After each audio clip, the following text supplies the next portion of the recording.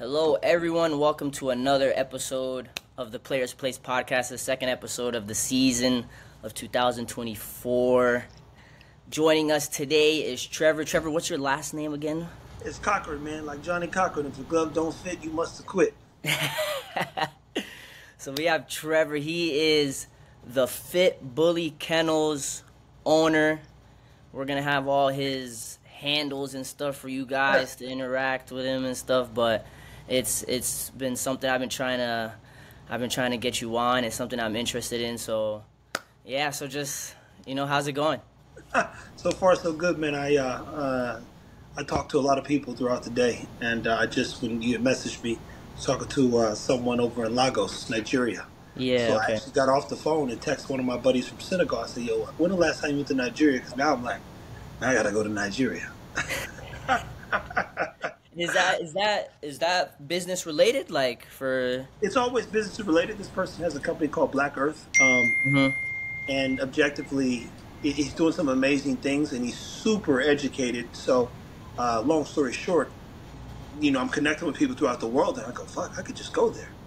Yeah. I could just go there, man. So it really starts putting the bug in your ear. You say, "Man, we got to get out this country anyway." So let's go see what else is going on, man. I ain't gonna live in Nigeria, to be clear, but I definitely would be willing to visit and just see what's going on. Yeah, no, I saw, I want to say it was on TikTok the other day.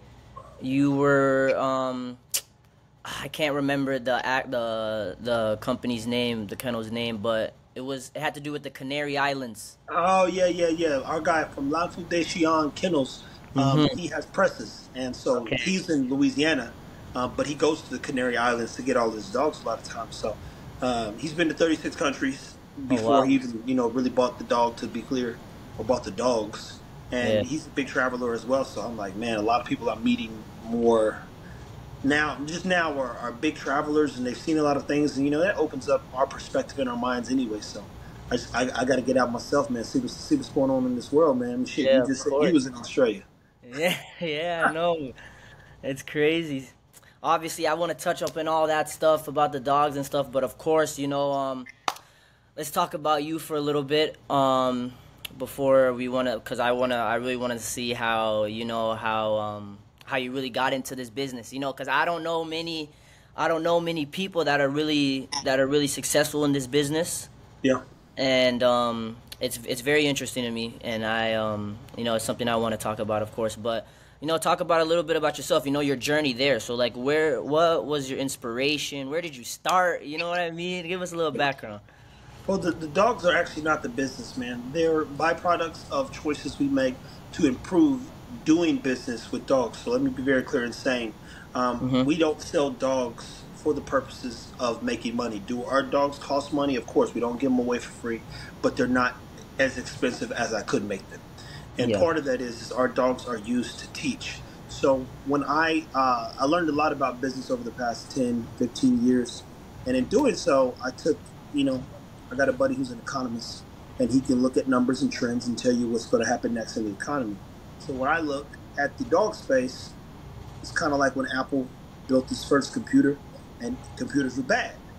Fast forward, we still don't think that they're great, but they're not bad anymore because they're integrated into our everyday lives. I mean, here we are on a post-PC device having a conversation, which keeps us all connected. So in that case, I think dogs 10 years ago and dogs 10 years now, where we're at now, there's a lot of industries that are going to be built out of this dog space, and the market lacks maturity. So I just said, I think there's an opportunity here to build something unique by way of dogs, and realistically just work and figure out what the industry really needs. So I think it needs a lot of health solutions. Clearly, we talked about that. I think it needs a lot of preventative care. We're going to figure that one out. I think it needs systems, and we need to be collecting specific data so that we could solve for long-term issues, genetically speaking, especially if people are going to keep breeding bad dogs. There's a lot to unpack here. And, our job is to be leaders in this space in about 3 to 5 years. And that requires the work that you see us do. But foundationally speaking, I had a German Shepherd turn around. They wouldn't let me get a pit bull.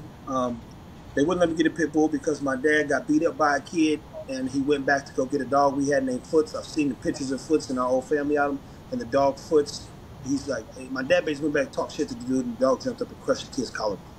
And Oh wow. so they had to get rid of Foots when I wasn't born, to be clear. So when I was like, man, I'm a nigga, I want a pit bull. My dad and them had one, but it was literally lineage.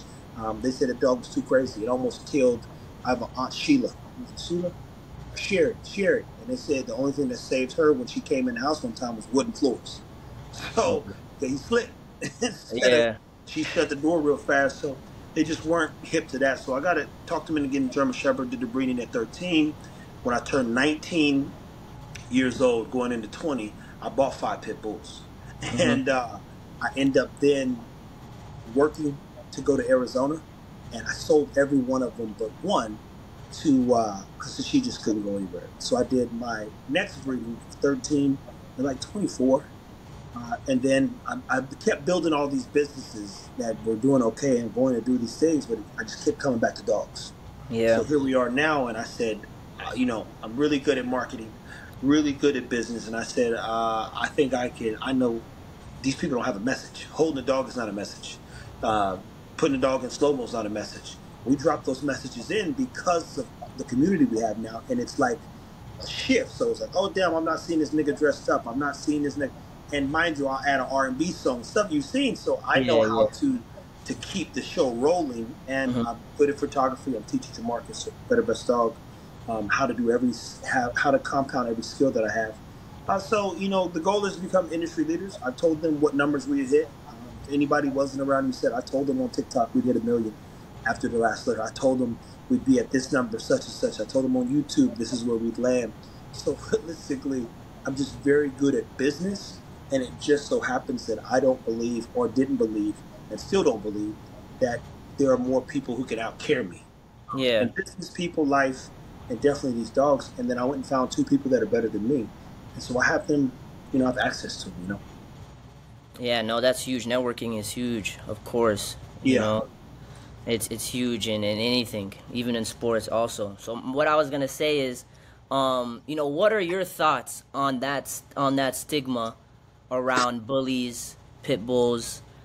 Because they have their reputation of just being these aggressive dogs, and this, that, and the third. So what are your thoughts on that? I think it's a fair thought, man. I mean, it's kind of like the marketing of something. If a video exists where it looks like a bully or it is a bully and it attacks someone or harms them, then it is a fair thought. You have the right to think that if the information exists. Nobody's playing make believe with this content, right? Or with Yeah. this information. So I think the bully, as you know, there's not a lot of integrity oftentimes rooted in it. And I even spoke to a guy the other day who's been doing it for some time, and he said he too started with the intent to make a bunch of money, and then he learned very quickly he was doing it wrong and just slowed down. But this dog is a dog where people, they want to make bread, and the Hmm. dog is low price starts at $3,000, and you can get. I know people who've paid $30,000 for a bully. So when you breed 2 dogs that you don't understand, you kind of create problems, especially if the dog's cousins, meaning somewhere in that lineage is a pit bull that potentially was unstable. So you keep, Okay. breeding instability, and bad things happen, man. Yeah. So it's not improbable. In terms of breeding, what would you say are some key points, or like key things you keep in mind when breeding a dog? Well, just the character, man. The character. We put Bam Bam somewhere else because he showed some character, and it was for me. I got a kid that literally held Bam Bam the day he was born, and then fast forward, that same young man reached down to pet him when he was here, and he growled a little bit. That's not okay with me, Mm-hmm. because he's a little skeptical. But I tell people, if you want to play the long game, you can always add head size, bone, any of those traits. What you can't undo sometimes is bad character, and so Yeah. you end up creating a dangerous dog. So if I don't see something in the dogs that I want to compound on, the love, the affection, there's going to be a lot of families that get our dogs. We had 11 dogs in one of our last breedings between 2 litters. Only 3 dogs sold for breeding purposes. So 8 dogs went to people who literally just wanted to take care of a dog, and that means they're now hopefully going to have 10 plus year commitment. Yeah. So if you don't breed a good dog that can live well with people, family, kids, and whatever changes in their life, Yeah. then you know there's not a real big return policy. Even though breeders like myself will take the dog back, but I have a rule too: if I don't get one of my dogs back before 6 months, I have to put it down because I'm not dealing with the behavior stuff. The dog becomes who it is between 8 and 16 weeks. Okay. Wow. Once you get Yeah. past 6 months, it's not much I can do for the dog, man. Mm-hmm. So that's almost like your window almost. So when you're breeding these dogs from, puppies till that 6 to 12 month mark, do you have like sort of a I wouldn't even say a test, but like how do you monitor them? You know what I mean? How do you figure out if they have those tendencies that you're not looking for? Oh, it's very easy, man. You never know until the dog's technically about a year and some change old. And mind you, you don't breed any dog till it's about two. So at two, you get a good perspective on who the dog is. But we work at it, man. I mean, that's why we breed real slow and effective. If I don't let the dogs grow up and I don't manage their growth, just like a parent poured into you, I mean, what age you start playing soccer, man? I couldn't even remember. Young age, young age. See what I'm saying? And how old, I Yeah, mean, the point is, you've probably been playing for over 15 years, 10, yeah, 15 years, easy.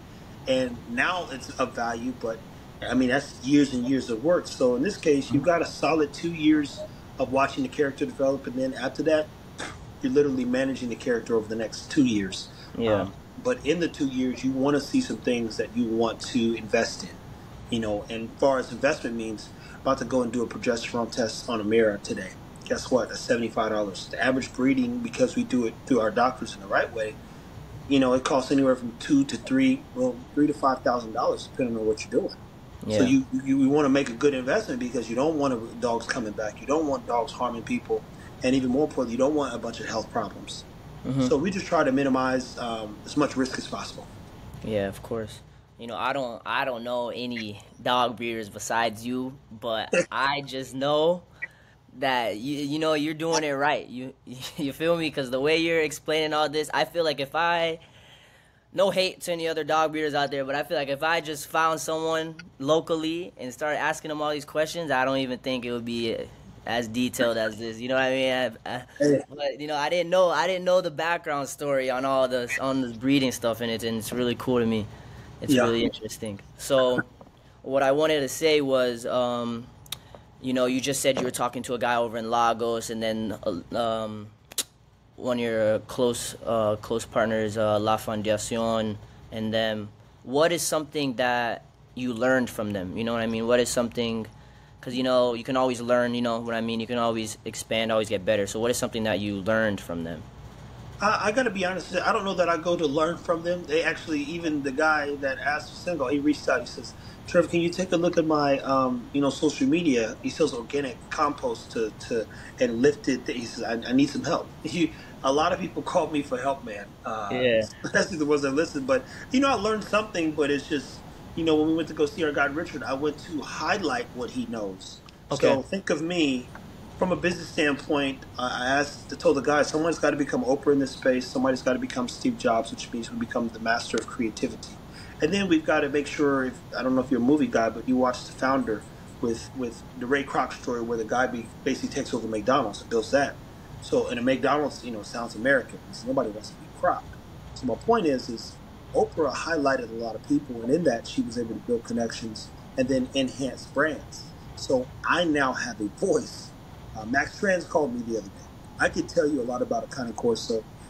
Richard could tell you a lot about a Pressa. I could tell you a ton about a Pit Bull, a Bully, a Shepherd, and many other breeds. I can read the book and remember it and get on and tell you some 15 things in 2 minutes.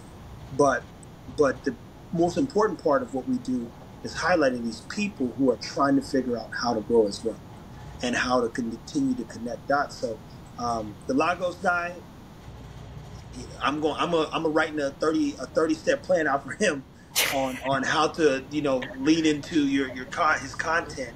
Um, my guy Richard, he sends us free raw food, and we make content, and it helps boost his brand. But he's like, "Yo, we got to go do this. We got to go do that." And Max calls the other day, "Trev, I need your voice for such and such, such and such."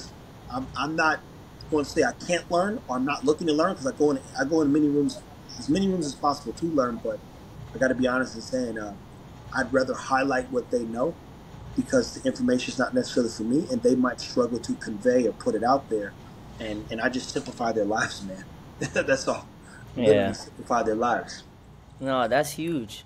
That's huge. That actually, I did want to touch up on your your feeding school that you have, and Yeah. then obviously you don't have to go into depth about it, because I know that's something you've been working on. But it's my thing would be, what, like, what's the importance of feeding your dog proper foods? What are the proper foods you think should dogs really be consuming? Well, we just talk about what Dr. Karen Becker says, biologically appropriate. Imagine if you play sports. So imagine, could you go out there and run 90 minutes and eat Oreos every day? No, no shot, no Yeah, shot. that's my point. So when you Yeah. start looking at a dog food is like eating Oreos every day. And then you want them to go out there and perform. When we say biologically appropriate, we as humans need protein, carbs, and fat. A dog needs for sure protein and fat. Not they have no need for carbs because they have undeveloped fermentation tanks. So a good meat, definitely some good organs, some fiber for gut health, that'll help suffice. What happens is if you don't know the numbers, you can run into problems. So there's a guy who sent me a video from someone else, and I said, listen, I don't like to watch things from people because then, if I say something, oh man, you got that from so and so. I don't watch anything. I literally don't keep up and keep track. But he believed, meaning the guy who I talked to, he overfed his puppy, and he said, man, I gave it too much protein. That's not probable a lot of times because a dog also breaks down protein and creates energy by way of fat. So protein can turn into fat. The point is this: him not being informed, it wasn't the protein, it was too much food, which means too many calories in an overweight dog, which created, sometimes it can create some forms of dysplasia, other times it can create easty westy, etc., etc. So the importance of feeding is just being educated. But I tell everyone who's feeding dog food, keep doing your best. And at some point, you become our customer long term. So think about what Amazon does. They bought. If you weren't an Amazon customer, they incentivize you by buying Whole Foods. So now, if you have Prime, you get a discount at Whole Foods, Hmm. and many things that big companies do to keep inviting you into their world, and it gets very expensive, very expensive. But feeding's very simple, and it's simply complicated if you don't know what you're doing. Yeah, exactly. Exactly. So what? I actually was supposed to ask this question before, but it's all right. It's all right because it was right what we were just talking about. But my thing was gonna be is what is the importance of your content that you push out there? How do what is the importance of that, and how do you think it affects what you do in Well, a good it's way or bad way? it doesn't affect anything that we do. Content is Hmm. king, as we know. You've heard that, and we operate like we're trying to build $100 billion business. And so people around us said, "Man, you're at it, bro. I didn't know." Like Richard, I said, "Go give me another dog." We went to go see him in Louisiana, and he said, "This is what you guys do every day." I'd be like, "Yeah." I mean, we're on it. I have a lot of stuff we save. So if you look at it, you're as good as your last post. For those who watch sports, whether you're a fan of Shannon Sharp right now or not, him being on ESPN, him having his club Shay Shay, and then you turn around and he's doing a nightcap with Chad Ochocinco, so you can't get away from it. Yeah. And then what did he do? Guess what? Shaq and others start leaning into their podcast and growing it. Very dull, bland, and boring. All of them, if we're being honest. If they didn't have good guests, but I think even those topics have a ceiling. So when you look at Adam Hamosi spending $20,000 on content, and even Grant Cardone being relevant, Gary Vee at some point, content is one of the most important things anybody could do because there's more viewers than doers. So in a world full of billions of people, there's a lot more people who want to watch you win or fail than there are that want to actually get out and do the work. So in Yeah. our case, if we're not on that thing 3, 4 times a day, no less than twice, then we're failing the business, and we cannot fail the business, especially because we're learning what we need to learn through the work. And if we're not doing the work, then we're not learning, which means we're not growing. And I don't read comments even, and I barely get back to messages a lot of times. So Yeah, I know. I actually Yeah. had to keep opening my phone to make sure I'm getting you a link because I'm like, my notifications don't go off, bro. I don't. I mean, I could go back right now, and I've got messages from 3 days ago that I haven't replied to. But I know you asked about you know touching base. with me, and Yeah. this dude right now, and he's saying, "Please answer me." That was a day ago, and I'm just like, "Well, you got the praying hands." I'm like, Yeah. I'll get to it, bro. I'm not. That's not the messages weren't a part of the business plan, man. They're not. Yeah. They're not. And so They're not. when I'm replying, it's just one of those things. I believe in the work, and I outline that work and what it looks like. And if Mm-hmm. we do the work, we'll win at some point. No, 100%. 100%. So over the years, what were some challenges, you faced? I want to say some challenges you faced as you started to grow. The growth is not a challenge, man. If anything, you got to find more help. The lack of support in terms of people who want to be better. I literally tell people just hold the camera, I'll do the rest, and that's what's happened. Now they're starting to see the Hmm. value, so they're all growing too. But your biggest challenge in any business, and is finding the right people to grow with, and who can do the work, man. Past that, I don't have any trouble growing. That's inevitable. It's inevitable when you do the kind of work and you can communicate the way we communicate. So that's the easiest part is growing. The hard part is finding people to grow with. 100%. So would you say the team that you're with, behind the scenes, all those guys, are those close friends of yours? No, I don't know these niggas.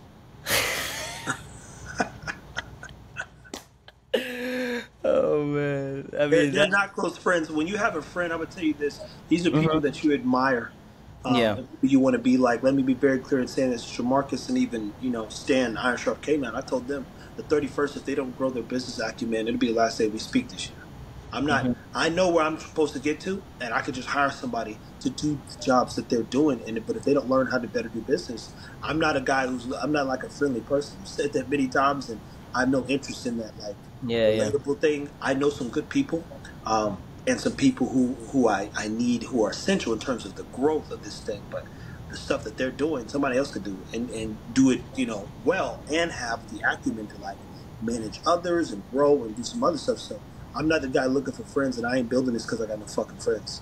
yeah. So the people watching like I'm building No, this because the yeah. world needs to be a better place, and I think I'm a person who can affect that.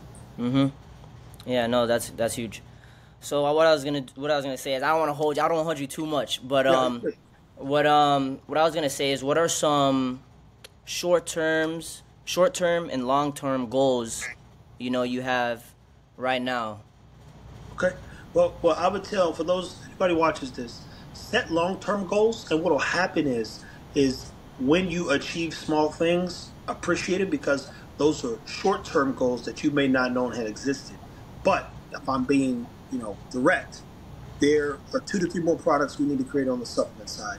There are feeding tools that I want to create, which means, hey, can we get those up by the end of this year? There's a online pharmacy company we're going to build with Dr. Tadlock that needs to exist, within the year per se.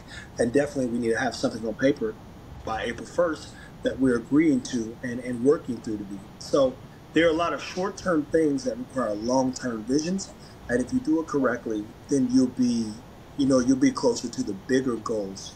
But I try to set realistic things up and then more so task those things out. So when you achieve something, you go, oh shit, I didn't see that coming. Yeah. And those are the goals that actually give you perspective and maybe even redirect or what we call pivoting so that you can maybe change your big goals. Because see, a goal is never in fact. It is something you set, and if you achieve it, good. But a lot of times your goals are going to change, Yeah. especially as you change and improve as a person, 100%. No, that's true. Spitting facts. I feel like it's giving me like David Goggins energy right now. man. That's a good dude, man. That's Yeah. a dude who means what he says, man. And it's the same thing. I don't get caught up on the likes and the shares and the comments. It's none of my business. Again, my notifications are off, man. It doesn't feed my spirit. I'm really focused on the work and having peace, and there's peace in the work. So we've got a lot to learn, and if we don't learn, then we will never become leaders, not even in our own lives. So that's the biggest goal is learn all we can as fast as we can, and make smart decisions so that we can become effective and get the support. I mean, even like this here, sitting here talking with you, man. Do you even own a dog? So I had an American pit bull terrier recently.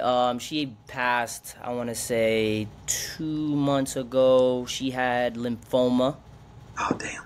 Yeah, I know. She had lymphoma. She was young as well. and I don't know. I was thinking like you know what I mean. This actually could be a good question for you. Would lymphoma or like any of those diseases, would you think that's like something that's hereditary? I'd have to look in the book, so I don't want to be a liar there. What I can tell you is that when you do create an inflamed environment, and you might, when you get your next dog, look into even cook meals and stuff. That inflammation for us as humans is, man, it'll create cancer and so many other things. So if Hmm. you a dog's growing fast, his body's adjusting fast, and unfortunately, when disease happens, they die fast. Yeah. So the lymphoma thing, I don't know if the book says it's genetic or not, but if it's not, clearly you probably was walking the dog, but good food could be something that helps prevent the risk of various diseases in dogs. Yeah. Okay.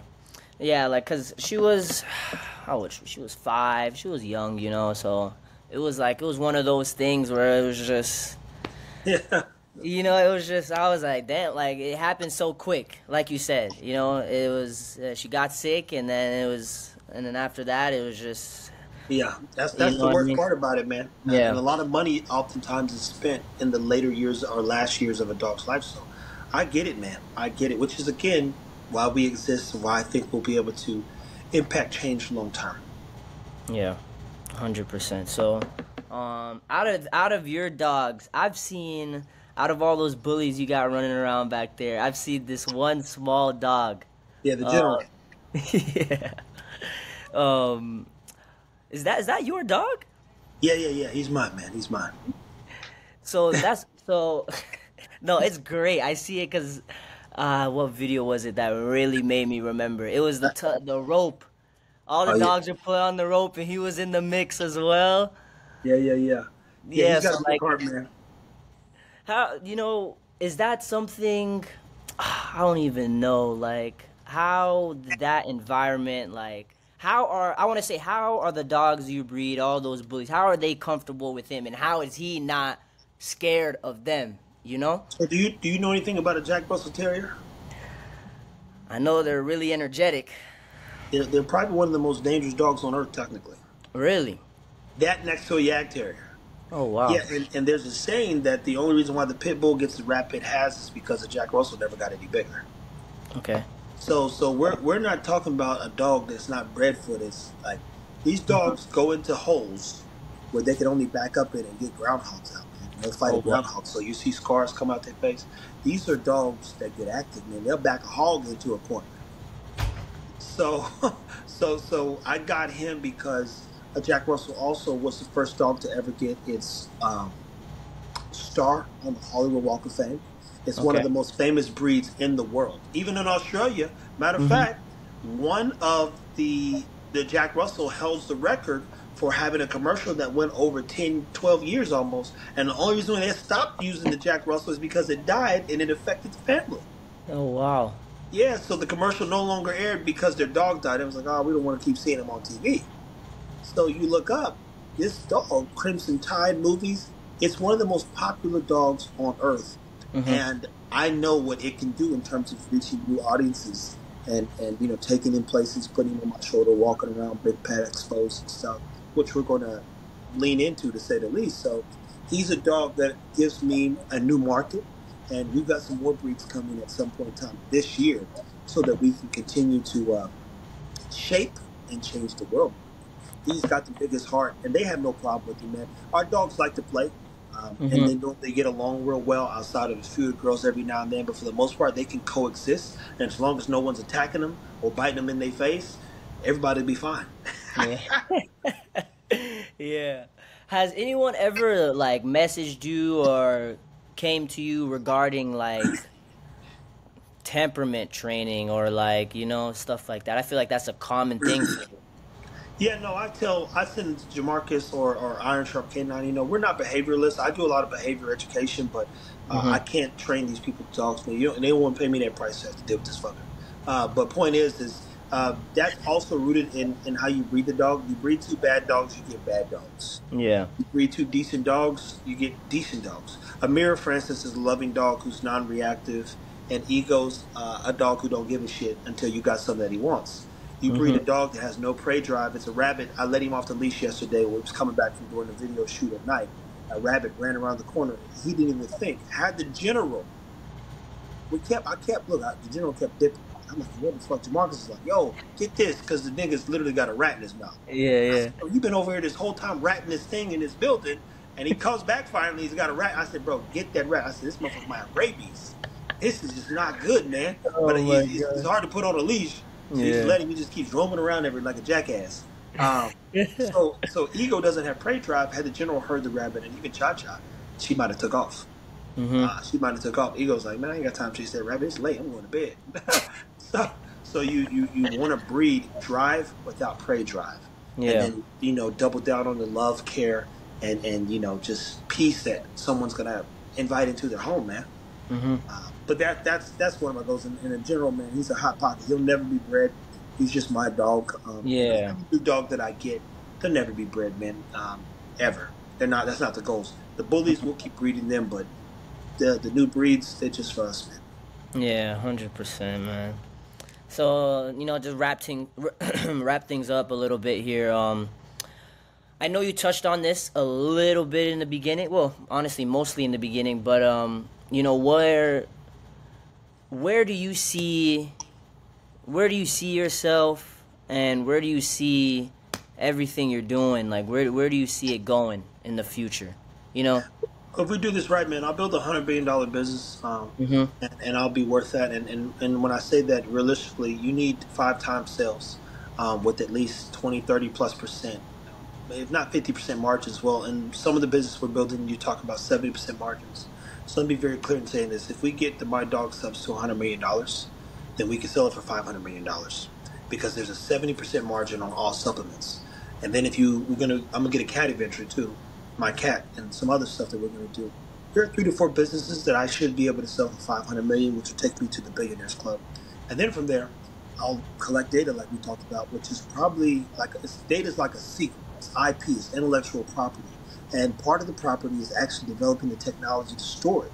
So now they have to buy the tech, and I'm just the goal is to get to quite a few numbers where Yeah. we can then go and use $100 million, because some of that requires that barrier to entry to change things. They're not going to give a black person a handout, so I have to do something very unique, and be consistent, to say the least. And as I asked my guys, what else are we going to do for the next 20 years? So we'll get to the billionaire status at some point, our businesses for sure, and we'll help shape and change the world in terms of health, both on the human and pet side. And the goal is to become industry leaders in the form of care, and whatever that looks like, and stick to that. And it's the little work that you're seeing us do right now that's going to shape that future and set us up for success. And after the past year and a half of work, now these opportunities are like falling in my lap. Everybody Yeah. wants to talk to you. Everybody wants to give you things. Everyone needs your support. Everyone needs your guidance. Everyone says, well, how'd you do it? I've been on here Mhm. for 10, 15 years. And Yeah. you're like, good for you, man. And you got to show them the way. Yeah. And now I can use my voice, which is the most powerful thing, to change someone's life almost even. Mhm. So Yeah. that's what the future looks like. Well, that's the goal, at least, right? Yeah. 100%. Of course. So what I would say is, if you had any advice to give to anyone in any, just in life, just Yeah. trying to figure their way, trying to start something, what would be some words? My best advice is to try, and I mean, behind next to it is stay consistent. The consistency is the key. I see it all the time, and I do mean and I have to stay on these fuckers around me. I say, you got inconsistent. You don't want to know why it failed, or I say, hey, Jamarcus, get to 100,000 followers, and he stop posting. Let's get to 10,000. Boom. Consistency seems to be the biggest challenge in 100% of people's lives, but maybe it's because they don't have a big enough goal. And when you don't have a big enough goal, then you can't find or define the proper work. The thing that comes before that is someone's willingness to get out of their own way, remove fear, and try. And in trying, you're going to be embarrassed. You're going to be unsure. You're going to be feel insecure at times. You're going to have to learn. You're going to have to pivot. You're going to have to remove those emotions. So even with me, originally I said I'm not talking to anybody and doing more casts and all that other stuff. But I go, someone had we'll just use the word courage. to say, hey man, I'd love to talk to you. Okay, I got a number. I'm like, okay, once it gets best, I'm like, I'm good for the year. But point is I appreciate anyone who considers me and allows me to, share our story and what we're doing. But it all just goes back to even me considering, this guy wants to try. He's been consistent. Hey man, I really love to. Hey boom, and we wrap back over. I couldn't find the time. So I'll make it work. I'll make it work for him. But trying and staying consistent.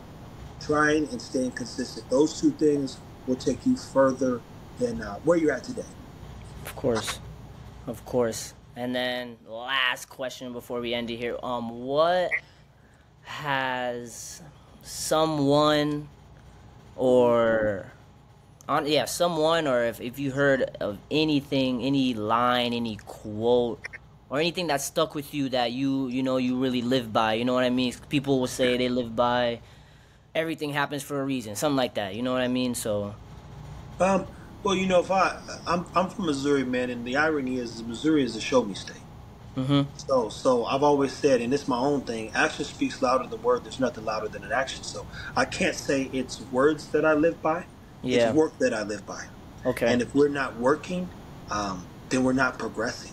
And so, if I had to choose some words, again, the root of it, I'm from the show me state. I'm not a person to be like, oh man, I'm from Missouri. I'm not the guy repping no hood and no blocks and no streets.